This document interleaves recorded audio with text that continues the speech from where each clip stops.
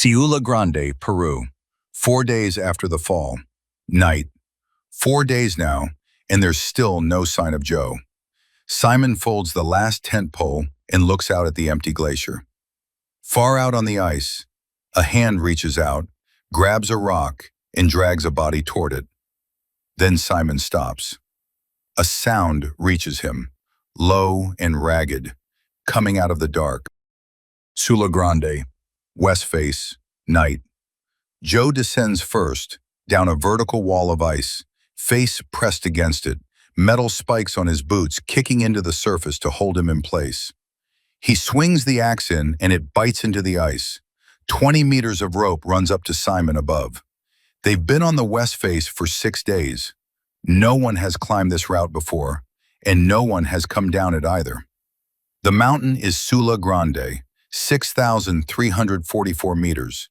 They reached the summit and kept moving. They believed stopping to sleep at that altitude, in that weather, could kill them. So they descended through the night.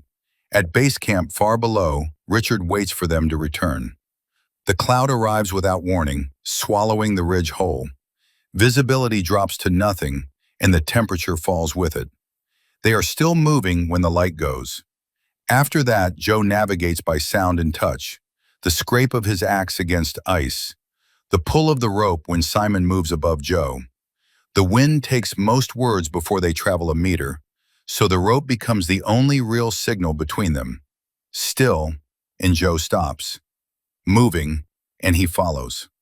Joe's calves burn from the constant pressure of kicking into the ice. His fingers, inside the gloves, read the surface by feel, searching for solid ice, avoiding the hollow patches that sound wrong when struck, like knocking on an empty wall. Above him, the rope goes still. He waits, counting.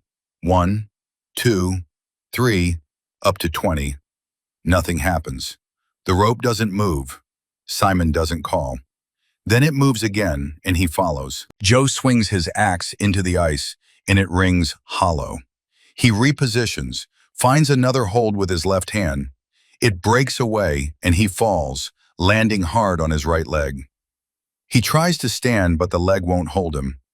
The bone has driven up through the knee, and the pain is immediate, sharp enough to blank out everything else. He tries to put weight on it anyway, and it gives. He sits on the ice, and the pain doesn't stop. 13 kilometers to camp, and he can't walk, can't climb. Simon reaches him in 20 minutes, down climbing without protection. Carrying Joe down is impossible. Their only option is to lower him, stage by stage, toward the glacier. Simon cuts a bucket seat into the snow for support, sits in it, and threads the rope through a break at his hip so he can control the descent. He lowers Joe in stages, working through 2 46-meter ropes tied together. When the knot reaches the break, Joe takes as much weight off the line as he can, bracing on his good leg. That gives Simon enough slack to feed the knot through, and 3 sharp tugs signal it's safe to keep lowering. The storm hits them fully, wind horizontal, snow building on Simon's shoulders. He can't see Joe below him and can't hear him. The only thing connecting them is the rope and the weight on it. Then the packed snow beneath Simon starts to give way. He drives his axe deeper into the slope and fights to hold himself in place. The axe holds, but the seat keeps sliding toward the edge. Joe's feet find nothing. The slope has ended. Only empty space below and around him. He swings free in the wind, spinning slowly at the end of the line. He reaches for the wall and finds nothing. The cold has moved into his shoulders, and his hands won't close properly. He stops reaching. There's nothing to brace against now, just the rope, carrying all of his weight. He pulls on the rope, hoping it reaches Simon as something more than dead weight. He shouts, but the storm swallows the sound before it reaches him. Above him, nothing changes. Simon calls down, and nothing comes back. He drives the axe in again, his arm burning, and the seat keeps inching toward the edge. Simon has been holding this position for over an hour, and the weight on the rope hasn't moved. He looks at the rope. His arm is shaking now, and his hand has gone completely numb. He can no longer feel the rope properly. The seat shifts again toward the edge. If it goes, they both go. He takes out his knife and cuts the rope. Simon continues down alone. He doesn't know whether Joe survived the fall. He shouts Joe's name into the dark, waits, shouts again. Nothing answers but the wind, and he keeps moving toward the glacier. Joe comes to with his face against snow, somewhere below the west face. It's dark, and narrow walls are close enough to touch on both sides. He doesn't know how long he was out. Seconds, maybe hours. He has fallen into a crevasse and landed on a shelf of compacted snow, the only thing between him and the drop below. Nothing is visible past it, only darkness. It shifts slightly under him. He calls up, "Simon! Simon!" His voice rises through the opening and doesn't come back. He looks up. A rope hangs down through the opening above him. He reaches for it and grabs the end. It has been cut clean through. He lies there with the rope in his hand and cries, understanding now what the cut means. Simon made a decision. Simon decided he was dead. The walls above him rise vertically, smooth ice, 10 meters up to the opening. He tries anyway. He gets his hands on the wall, finds something to grip, and pulls. The broken leg swings and strikes the ice. Pain wipes everything out. He drops back onto the shelf. He tries again, getting higher this time, chin level with his hands, before the leg strikes the wall again and his grip gives way. He drops back and lies still. There's no way up, and he knows it. The cold in here is different, still and sheltered from the wind. Outside, the storm has been running for hours, but none of it reaches him. The silence feels absolute. There's nothing left to do but wait, so he does. The snow gives slightly beneath him whenever he moves. Then he sees it. Below the shelf, the walls narrow into a slope of snow that might lead out, or might lead nowhere. He starts moving anyway. He takes the remaining rope, threads it through the break at his hip, the same kind of rig Simon used, and lowers himself toward the sloping snow below. He hasn't tied off the end, so if the rope runs out before he reaches the slope, there will be nothing to stop him falling farther. The slope rises toward a faint patch of gray light far above. He crawls up it on his elbows and knees, the broken leg dragging behind. It takes hours. For long stretches, the light doesn't seem to get any closer. Then slowly it does. He climbs over the top, out onto the glacier. The morning after the fall. Daylight has returned. The worst of the storm has passed. After a night of darkness and walls close enough to touch, there's open sky now, space in every direction. Joe turns his head and sees the glacier. He has almost no water left. The camp is 13 kilometers away, and he knows it because they measured the distance on the way in. His right leg is destroyed. No rope, almost no food, no one coming for him. He starts moving anyway, on his arms, dragging his legs behind him. For the first 100 meters, he looks toward where the camp should be, but there's nothing to see, only glacier and gray light. The crevasse opening is still visible behind him. 13 kilometers felt like a number before. Now it feels like a wall. Base camp, that night. Simon reaches the camp alone. Richard is waiting. Simon tells him what happened. The rope, the crevasse, the silence. In the morning, Simon says it plainly. Joe is dead. They should leave. But neither of them moves to go. They give it one more night. Joe is still out there on the glacier, and it's too far to crawl toward. His arms know this before his mind does. They go still. His body has already made the call, and his mind only catches up after.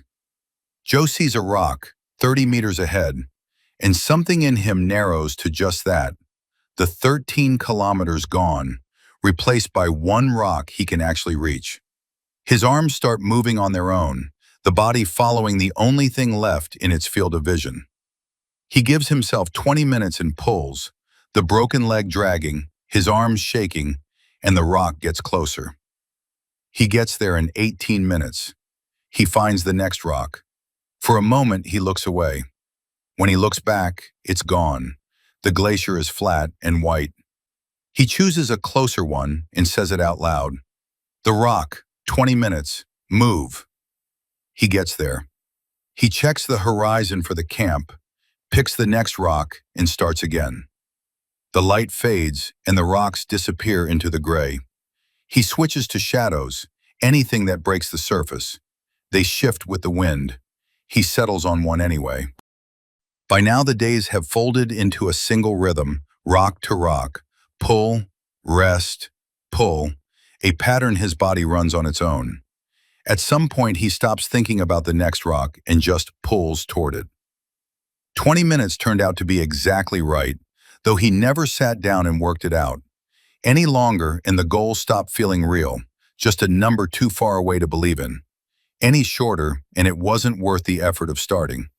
20 minutes was the balance.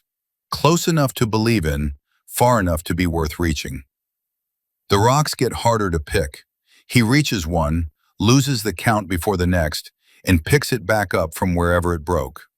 He reaches for the bottle. It's empty. He tries eating snow, but his mouth is too cold to melt it, and he spits it out. His arms give out, and he goes down. Somewhere in the dark inside his head, a song is playing, looping the same few bars over and over, a tune from a radio a world away. He can't remember choosing it. He gets up and keeps moving. He can no longer think beyond the next movement. Cold, pain, thirst. What's left is older, running on patterns the body repeats without needing a brain to execute them. Pull, breathe, count. The song is still going underneath it all, and his arms follow it, pulling him forward, over and over. He reaches the rock, finds the next one, and starts counting again. Night falls, and the rocks disappear. With no landmark left, he keeps moving on instinct in the faint slope of the ground. In the camp, it's been 3 days since Simon came back alone. Simon has told himself every morning that Joe is dead. He looks at the glacier.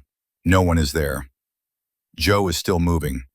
Once, he thinks he sees a figure at the edge of the glacier, standing upright and still, and pulls toward it for 20 minutes.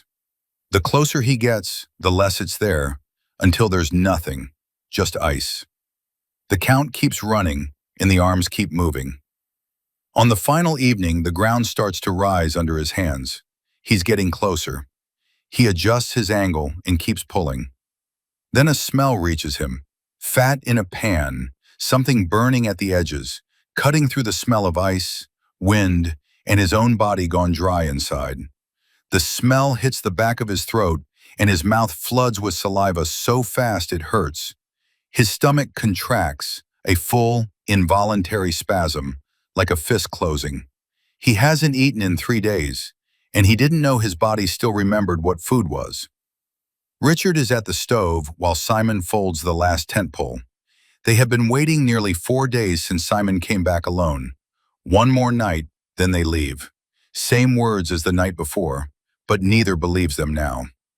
The camp is close enough to smell, but Joe still can't see it. Something is out there ahead, low, red and yellow against the dark, curved shapes he can't place. He blinks, and it stays. He has been seeing things for hours, shapes that dissolve when he gets close, so he doesn't trust it.